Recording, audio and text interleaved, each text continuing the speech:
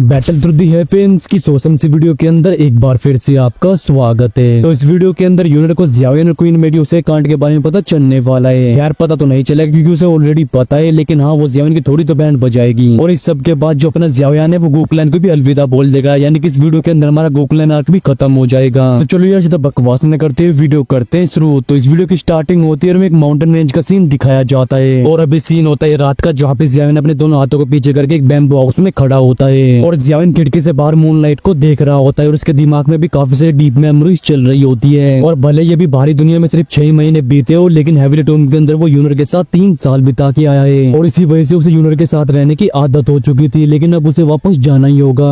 और फिर इसके बाद वो पता नहीं यूनर से कब मिलेगा। और जब ज़ियाओयन ये सब सोच रहा होता है तभी उसे अपने पीछे से एक प्यारी सी आवाज सुनाई देती है और तुरंत ही उसके हाथों को 2 सॉफ्ट हैंड पकड़ लेते हैं और थोड़ा हिचकिचाने के बाद ज़ियाओयन यूनर के चेहरे की तरफ देखता है और कहता है कि यूनर मुझे एक मैटर को लेकर तुमसे बात करनी है। ये सुन के यूनर ज़ियाओयन की चेस्ट पे हाथ रखते हुए कहती है कि क्या ये मैटर काइलिन से रिलेटेड है। और यूनर के इन शब्दों को सुन के ज़ियाओयन अपनी जगह पे ही जम जाता है और तभी उसकी नजर जाती है यूनर के चेहरे के ऊपर, जो कि इस टाइम पे मुस्कुरा रही होती है और उसकी इस मुस्कुराहट में चालाकी छुपी हुई थी। तभी ज़ियाओयन कहता है कि क्या तुम्हें सबके बारे में पहले से ही पता है। और ये सुन के यूनर मुस्कुराते हुए कहते हैं कि तुम्हारी चिंता की वजह से जब तक मुझे तुमसे रिलेटेड न्यूज नहीं मिल जाती तब तक मैं चैन की सांस नहीं ले पाती। और गोकुलान के अंदर मेरे स्टेटस को देखते हुए लोग खुद आके मुझे आपके बारे में इन्फॉर्मेशन देते हैं और इन सब इन्फॉर्मेशन में काइलिन भी मौजूद है। और ये सुन के ज़ियाओयन कुछ कहने ही वाला होता है, लेकिन तभी ज़ियाओयन का दिमाग फ्यूज हो जाता है और जितनी भी आइडियाज उसके दिमाग में होते हैं वो तोते की तरह उड़ जाते हैं। और जब यूनर ज़ियाओयन के ऐसे एक्सप्रेशंस को देखती है जहाँ पे वो कुछ बोल ही नहीं पा रहा है तो अपने सर को हिलाते हुए कहती है कि जब मुझे इस मैटर के बारे में पता चला था तो मुझे भी बहुत ही ज्यादा गुस्सा आया था, लेकिन मैं तुम्हें भूल नहीं सकती। और अब जब सीन कुछ ऐसा है कि मैं तुम्हें भूल नहीं सकती तो मुझे ये सब सहना ही होगा, लेकिन मैं तुम्हें इतनी आसानी से भी नहीं जाने दूंगी। और ये कहते यूनर अपने छोटे से मुंह को खोलती है और खतरनाक तरीके से ज़ियाओयन की चेस्ट पे बाइट कर लेती है। और इस बार यूनर ने ज़ियाओयन के ऊपर कोई भी दया नहीं दिखाई होती और यूनर के काटने की वजह से ज़ियाओयन की भौहें सिकुड़ जाती है, लेकिन वो जैसे तैसे करके वहीं पे खड़ा रहता है। और अभी उसने अपनी दुखी को भी पूरी तरह से सप्रेस कर दिया था क्योंकि ज़ियाओयन को डर होता है कि अगर उसकी दुखी विरोध कर दिए तो यूनर को चोट लग सकती है। खैर थोड़ी देर तक ज़ियाओयन की चेस्ट पे बाइट करने के बाद यूनर ज़ियाओयन को छोड़ देती है और फिर कहते हैं कि अब मैं भी देखती हूँ कि तुम फ्यूचर में किसी और ब्यूटी के पीछे कैसे भागते हो।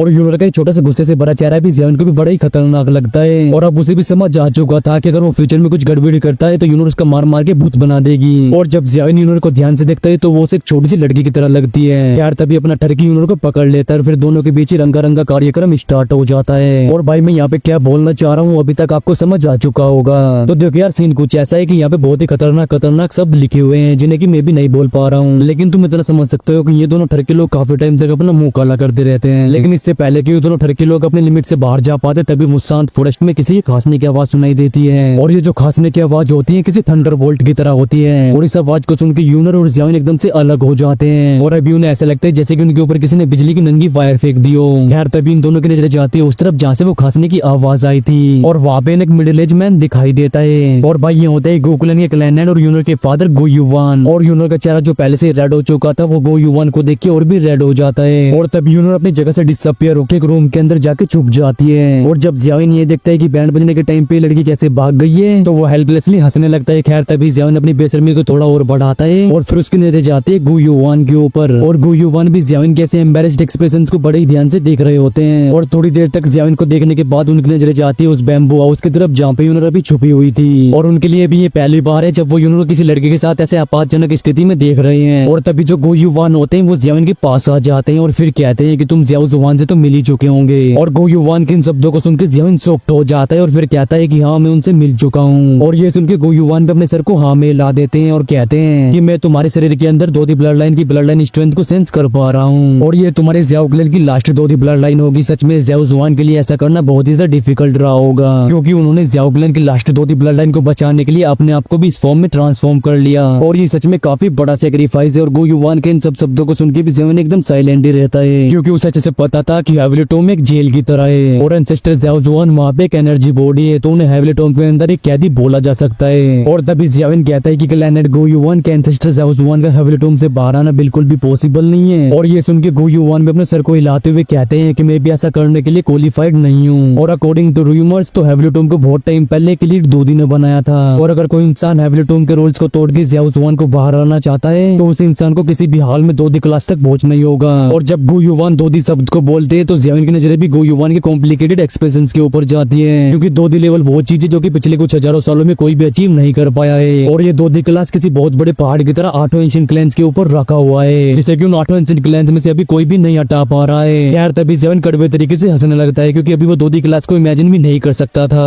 और तभी जेवन हंसते हुए कहता है कि क्या इस दुनिया में कोई दोदी एग्जिस्ट भी करता है। और ये सुन के गो युवान थोड़ी देर तक साइलेंट रहने के बाद बड़बड़ाते हुए कहते हैं कि इस सब के बारे में किसी को क्या ही पता है, क्योंकि जो इंसान भी उस लेवल तक पहुंचेगा वो इस कॉन्टिनेंट को और हम सबको एक गॉड की तरह देखेगा, और उसकी आंखों में हम सब एक कीड़े के बराबर होंगे। खैर तभी गो युवान अपने हाथों को वेव करते हुए आगे कहते हैं कि कल तुम यहाँ से वापस जाने वाले हो, और जिस तरह की तुम्हारी स्ट्रेंथ है तो फिर गोकलैंड के वो एल्डर सब तुम्हारे लिए कोई भी मुसीबत खड़ी नहीं करेंगे। लेकिन लिंक क्लैन के मैटर की वजह से यूनर अभी गोकलैंड से बाहर नहीं जा सकती। और ये सुन के ज़ियाविन भी अपने सर को हाँ में हिलाते हुए कहता है कि क्लैनेट गो युवान, क्या आपको भी ऐसे लगता है कि लिंक क्लैन के अंदर जो चेंज हुआ है वो एक नेचुरल फेनोमेना है, या फिर किसी भयानक एग्जिस्टेंस ने लिंक क्लैन की बैंड बजाई है? और ज़ियाविन की इस बात को सुन के गो युवान कहते हैं कि हम इस सब के बारे में अभी श्योर नहीं है, लेकिन हमें लगता है कि लिंक क्लैन अभी एक बहुत बड़ी मुसीबत का सामना कर रहा है। और रही बात कि लिंक क्लैन की ऐसी हालत किसी इंसान ने की है तो इसके चांसेस बहुत ही कम है। और भले ही लिंक क्लैन डिक्लाइन होने की कगार पे था, लेकिन वो कॉन्टिनेंट के सुपर फैक्शंस में से एक है। यहाँ तक कि हमारे गोकलैंड के पास भी वो एबिलिटी नहीं है कि हम लिंक क्लैन को इस हद तक मजबूर कर सके। और ये सुन के ज़ियाविन कहता है तो फिर आप हन क्लैन के बारे में क्या सोचते हो? और ज़ियाविन की इस बात को सुन के गो युवान थोड़ा हैरान हो जाते हैं, और फिर वो अपने सर को हिलाते हुए कहते हैं कि ऐसा होना नेक्स्ट टू इम्पॉसिबल है, क्योंकि अगर हन क्लैन लिंक क्लैन को इस हद तक मजबूर करना चाहता है तो फिर उसे एक बहुत बड़े कैंपेन को भेजना होगा।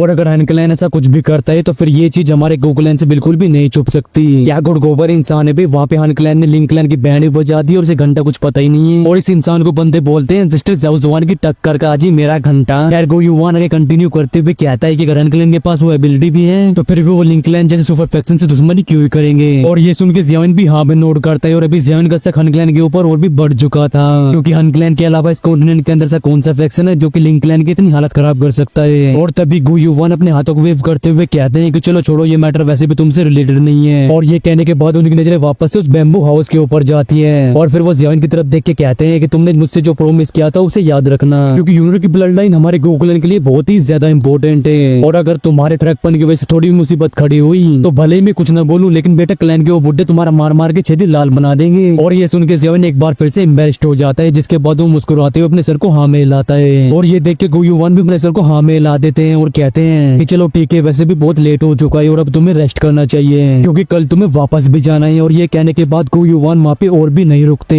वो तुरंत ही वहाँ से गायब हो जाते हैं। और गो युवान को वहाँ से जाते हुए देख ज़ियाविन थोड़ा हेल्पलेस फील करता है, और ज़ियाविन के एक्सप्रेशंस को देख के अभी ऐसा लगता है जैसे कि वो अपनी पूरी बात को कह ही नहीं पाया। यार इसी के साथ हमारा सीन चेंज होता है और हमें अगले दिन का सीन दिखाया जाता है, जहाँ पे यूनर और ज़ियाविन एक दूसरे का हाथ पकड़े हुए उस बैम्बू हाउस से बाहर आते हैं। और अभी उस माउंटेन के किनारे पे कई बड़ी बड़ी बैटल शिप्स हवा में फ्लोट कर रही होती है। और तभी जो ज़ियाविन होता है वो अपने चारों तरफ देखने लगता है और उसे कई जाने पहचाने चेहरे दिखाई देते हैं, जैसे कि ब्लैक सबमर्ड आर्मी का वो लिंकवान, लिंक्सोर और भी गोकुलन की यंगर जनरेशन के मेंबर्स वहाँ पे मौजूद होते हैं। लेकिन अब जब भी वो लोग ज़ियाविन को देखते थे तो उन सबकी थोड़ी फट जाती थी, क्योंकि अभी ज़ियाविन कोरा ऑलरेडी 208 स्टार के पीक पे पहुंच चुका है। और इसी वजह से उन सभी को समझ आ गया था कि अब ज़ियाविन के सामने एरोगेंट बिहेव करने की उनकी औकात नहीं है। और अगर गोकुलन की यंगर जनरेशन की बात करें तो अभी उसके अंदर सिर्फ 2 ही लोग ऐसे हैं जो कि ज़ियाविन से फाइट कर सकते हैं, और उनमें से एक यूनर और एक गु चिंगयांग, और ये दोनों किसी भी हाल में ज़ियाविन से फाइट नहीं करने वाले। और जब ज़ियाविन अपने चारों तरफ देख रहा होता है तभी उसे अपने ऊपर किसी की नजरें सेंस होती है, और तुरंत ही उसका ध्यान जाता है एक माउंटेन की टॉप पे। और उस माउंटेन की टॉप पे अभी गुयाओ खड़ा होता है, और जब गुयाओ और ज़ियाविन एक दूसरे को देखते हैं तो इस बार कोई भी हिडन मोमेंट क्रिएट नहीं होता,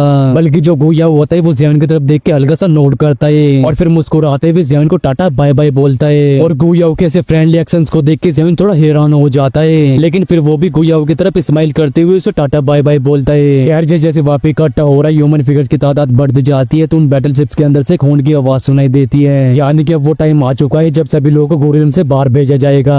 और जब ज़ियाविन यूनर को गुड बाय बोलने ही वाला होता है तभी उसे अपनी तरफ एक बंदा आता हुआ दिखाई देता है, और जब ज़ियाविन इसे ध्यान से देखता है तो उसे पता चलता है कि ये तो याओ क्लिन का याओ सिंजे है। और तभी ज़ियाविन अपनी वॉइस रिकॉर्डते हुए कहते हैं कि क्या हुआ, और ज़ियाविन के ऐसे इमोशनलेस शब्दों को सुन के याओ सिंजे के चेहरे पे कोल्ड स्माइल आती है। लेकिन ज़ियाविन के बिग स्ट्रेंथ को देखते हुए फालतू में ज़ियाविन के सामने बकवास नहीं करता, वो तुरंत ही अपने पास से एक जेट टोकन को बाहर निकालता है और उसे ज़ियाविन को पकड़ाते हुए कहता है कि ये हमारी याओ क्लिन की सेरेमनी का इनविटेशन टोकन है, और तुम इसे बिल्कुल भी मना मत करना क्योंकि तुम्हारे टीचर को इसकी जरूरत होगी। और तुम्हारे टीचर को भी अच्छे से पता है कि याओ क्लिन की सेरेमनी किस चीज को रिप्रेजेंट करती है, और भले ही वो भी याओ क्लिन से नफरत करते हो लेकिन वो इस इनविटेशन को बिल्कुल भी मना नहीं करेंगे। यार ज़ियाविन भी इस इनविटेशन टोकन को मना नहीं करता, वो चुपचाप से जेट टोकन को अपनी स्टोरेज रिंग के अंदर रख लेता है और फिर याओ सिंजे की तरफ अपने हाथों कप करते हुए कहता है कि तुम्हारा बहुत धन्यवाद। और ये देख के याओ सिंजे को भी अपने हाथों को कप करना पड़ता है, और फिर वो कहता है कि इस बार मैं तुम्हारे साथ एलगी में कंप्लीट नहीं कर पाया, लेकिन मैं उम्मीद करता हूँ कि जब हम फ्यूचर में मिलेंगे तो तुम मुझे ये मौका जरूर दोगे। और ये कहने के बाद याओ शिनजे वहाँ पे नहीं रुकता, वो दूसरी बैटलशिप के ऊपर चला जाता है। और याओ शिनजे के वहां से जाने के बाद याओ सोचने लगता है कि भले ही याओ क्लैन की सेरेमनी कितनी भी इम्पोर्टेंट क्यों ना हो, लेकिन उसे ये मैसेज अपने टीचर तक पहुंचाना ही होगा। और वो इस सेरेमनी के अंदर जाना चाहते हैं या फिर नहीं, वो पूरी तरह से उनके ऊपर डिपेंड करता है। यार तभी ज़ियाओ की नजर जाते हैं यूनर के ऊपर, वो कहता है कि यूनर फाइनली वो टाइम आ चुका है और अब मुझे वापस जाना ही होगा। और ये सुन के यूनर मुस्कुराते हुए कहते हैं कि अपना ध्यान रखना। और ये सुन के ज़ियाओ भी चुपचाप से सामने की बैटलशिप में आ जाता है, जिसके बाद वो वहां से गायब हो जाती है। और फिर सभी लोग क्या के सामने वो बैटलशिप गोडोलेम के एग्जिट की तरफ चली जाती है। और भाई फाइनली यहाँ पे हेवली 2 आर्क और गोकुलैन आर्क दोनों यार खत्म होते हैं। और तुम्हारे भाई ने already Xiao empire arc start कर रखा है, जिसके आगे के पार्ट्स हम कल से या फिर परसों से डालना स्टार्ट कर देंगे। तो अगर आप लोगों ने मिस नहीं करना चाहते तो चैनल को सब्सक्राइब करके बेल आइकन को प्रेस जरूर से कर देना।